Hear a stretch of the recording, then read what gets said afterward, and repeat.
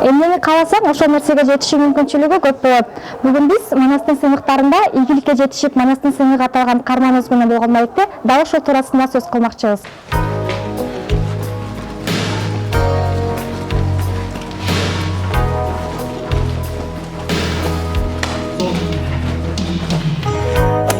Дароо эле эмне үчүн спорттун дал ушул түрүн тандап калганыңыз туурасында билгим келип жатат. Самбого болгон кызыгууңуз кантип башталган? Самбого мен 6 класстан баштагам.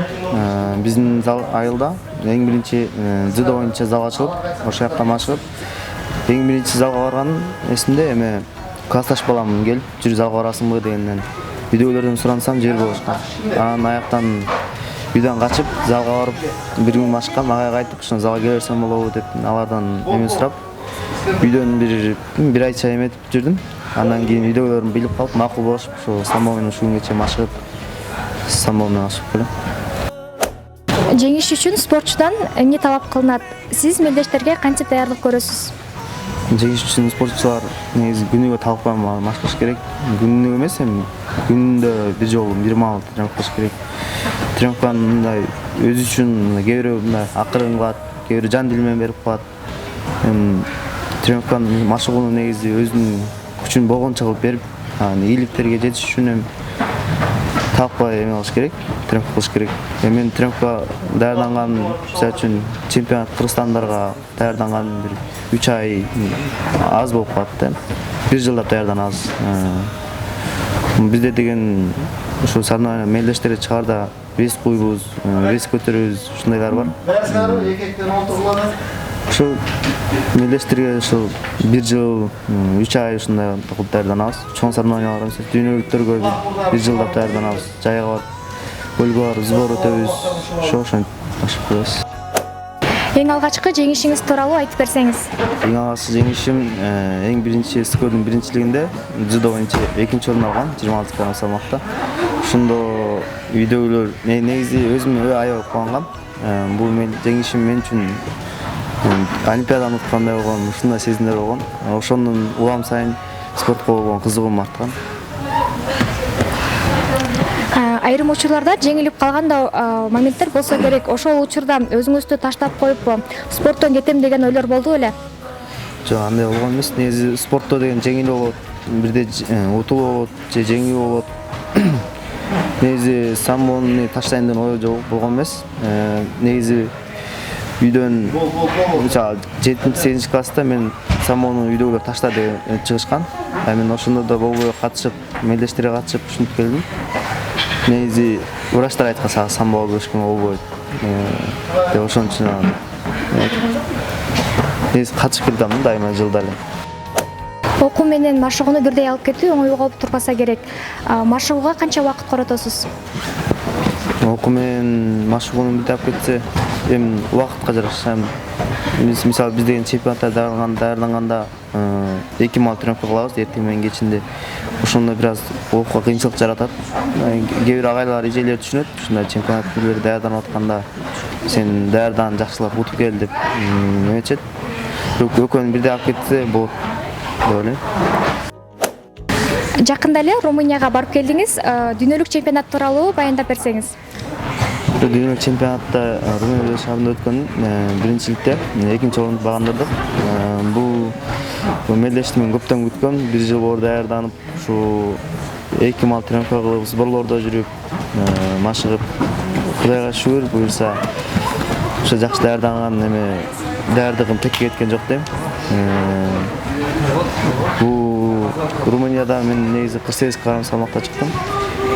33 мамлекетте балуандар күч сынашты. Ошол катышып, эң биринчи күрөшкөн немем Азер болду. Азерди деген жакшы күчтүү бала экен. Анда жакшы эме кылып, аракет кылып утуп, полуфиналга чыктым. Полуфиналда Азиянын чемпиону Өзбек болчу. Ошол менен чыгып, аны утуп, финалга жолдомо алгам. Финалда Орус Мурашкин деген бала болчу. Ошого утуп калдым. Ошол 2-чи орун алдым. Абдан жакшы. Азыр сиздин сүйлөгөн сөздөрүңүздөн улам спорт сиз үчүн баардык нерсе экендиги билинип турат. Айтсаңыз, эгерде спортчу болбосоңуз, ким болмоксуз? Спортчу.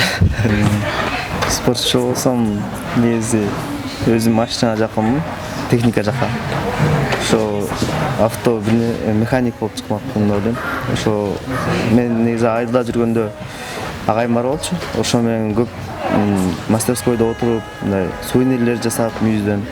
Ушуну жасап район сувенирди жасаган боюнча райондон биринчи орунду алгам. Ошо мүйүздөн сувенир жасап. Ошо ойлойм ошо эгер спортчу болсом ошо сувенир жасаган же бир автомеханик болом го деп. Дальше. Абдан жакшы, биз билбеген да башка өнөрлөрүңүз бар экен. Спорт темасынан бир аз алыстасак, алдыда орундаткыңыз келген кандай пландарыңыз бар? Алдыда орундаткан негизи ошо окуп, жакшы окуп, жакшы иш таап, бизнес ачып, ошо Кудай буйрса эметип калсак үйлөнүп дегендей. Ошону айтып коебуз. Абдан жакшы, биз билбеген да өнөрлөрдүн ээси экенсиз. Айтсаңыз, орундаткыңыз келген алдыда кандай пландарыңыз бар? Алдыда эң биринчи спорт. Спорт мисалы үчүн да дүйнөлүккө чыктым. Андан да мисалы үчүн дүйнөлүктү алсаң, андан ачыгын алсам дейсиң. Олимпиаданы, Кудай буйрса, олимпиадага аракет кылып, да талкка машыгып, ошо олимпиадага аракет кылайын дедим. Андан сырткары өзүм жеке жашоомдо дагы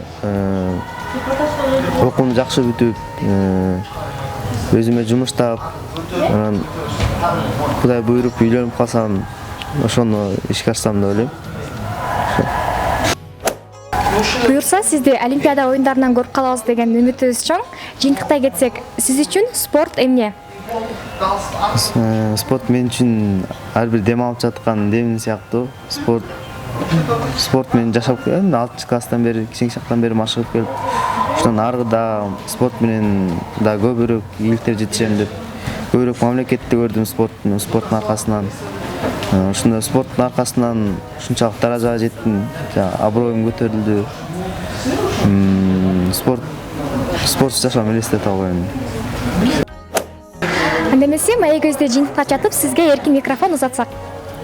Силерге рахмат, келип маектешкениңерге. Эмне демекчимин, спортсмен канчалык ийгиликке жетиш үчүн көп машыгыш керек. Спортсмендер айтып кетким келет. Машыгып жатса сабырдуулук керек, талкпаган эмгек керек. Негизи ийгилик мындай жөн эле жатып эле ийгилик келе бербейт да.